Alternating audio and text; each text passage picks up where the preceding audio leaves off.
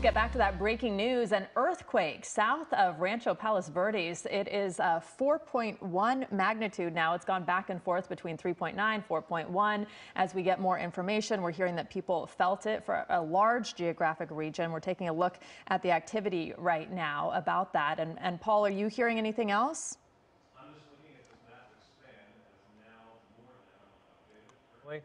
2,895 people have responded to the USGS, likely through the app that Tina was talking about a couple minutes ago. Did you feel it? What was the intensity? The intensity was weak or light everywhere. That's what we want to hear. We don't want damage. But it was felt now as far north as Lancaster, over the San Gabriels, into the Antelope Valley. It was felt as far north and east as San Bernardino and Temecula. And now it was felt as far south as La Jolla in San Diego County and as far north as Oxnard. So the entire Southern California region felt this.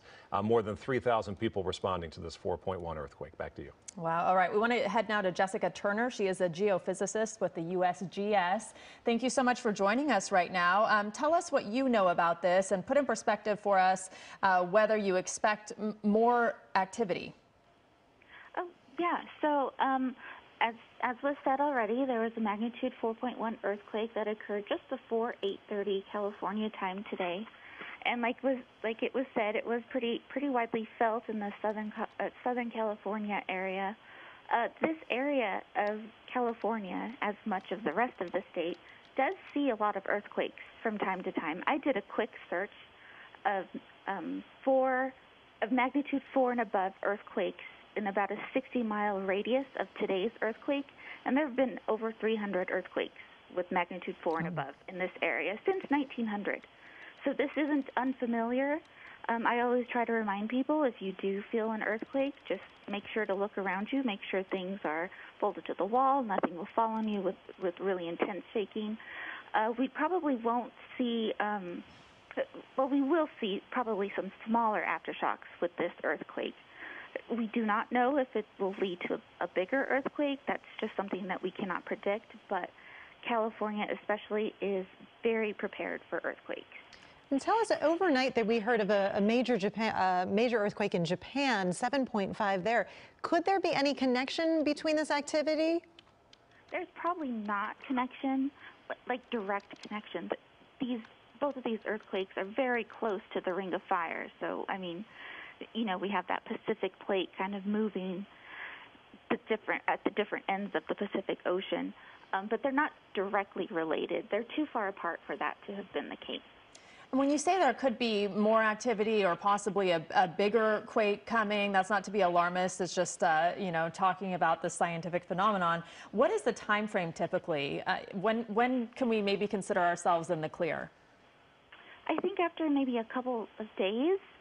But again, it could be like a week or two later. We've seen that before with the Tohoku in Japan earthquake in 2011.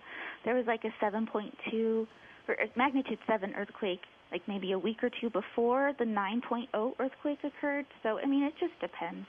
Again, California is very prepared for large earthquakes. So, yeah, I would continue to tell Californians to just do what they're doing. You guys are the experts in this. And Jessica, I actually have the MyShake app on my phone. It did give me an alert. How are we doing when it comes to early warning? Did you on your end hear or see anything before we actually felt the shaking? Yes, so the early warning system did alert us about 2 minutes after the earthquake occurred. Of course, that doesn't give you a lot of time before the shaking comes, depending on where you are. So those people who were right near the earthquake maybe had 30 seconds, a minute to prepare for shaking, whereas the further out you go, you'll have a little longer to prepare for less intense shaking. And this might be a good time just to remind everyone what to do if they feel an earthquake and what to do to prepare for an earthquake. Right. So like I said before, definitely make sure to look around you in your home or your office building or wherever you may be. Just picture everything that you have up on the walls, like shelves, or if you have a large bookcase or large paintings. I mean, just look at your area to see if shaking would knock it off the wall and hit you in the head. We definitely want to protect our head when there's intense shaking going on. And then I would also say find a large desk, preferably a large wooden desk to kind of get underneath. And again, cover your head because you just want to protect that so that if injuries do occur, you'll be, of sound mind to kind of get yourself to safety. If you don't have a large desk to get under, I always tell people to go to their bedroom. If you have a headboard, just kind of get close to that headboard and hold on. Well, it's always a good reminder when we have these to kind of look around our homes, have those conversations with our family members, so everybody kind of has that plan of what they do if there is another one and if there was a bigger one. That's correct.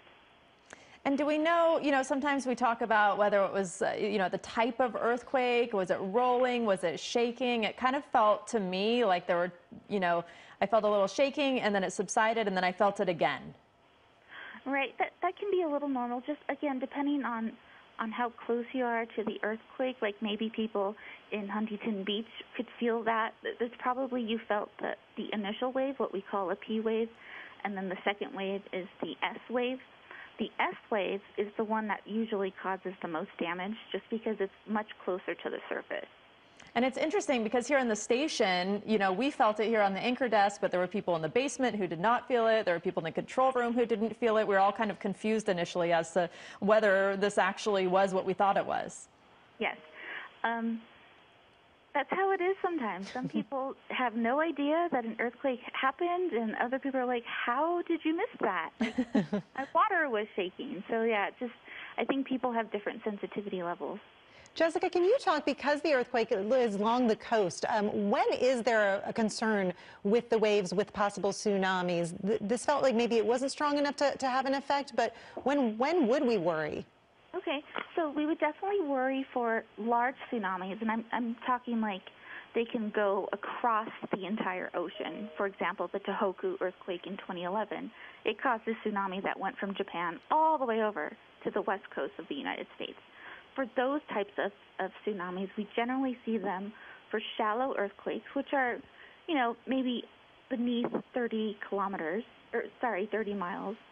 And also for the magnitudes, usually around magnitude 7, 7.2 and above is when we start to see large tsunamis. Well, good. I know that the people on the coast are always a little worried when they hear about this and when they need to take action, because that's also something we have to think about since we live in this area. Yeah, especially given the recent weather we've had. I mean, there were already warnings to stay off the coastlines. There was a storm. There was high tide with the full moon. Do any of those things play into each other, any of those kind of weather elements? So they would definitely influence one another if a tsunami were to have occurred, just because it's already in flux.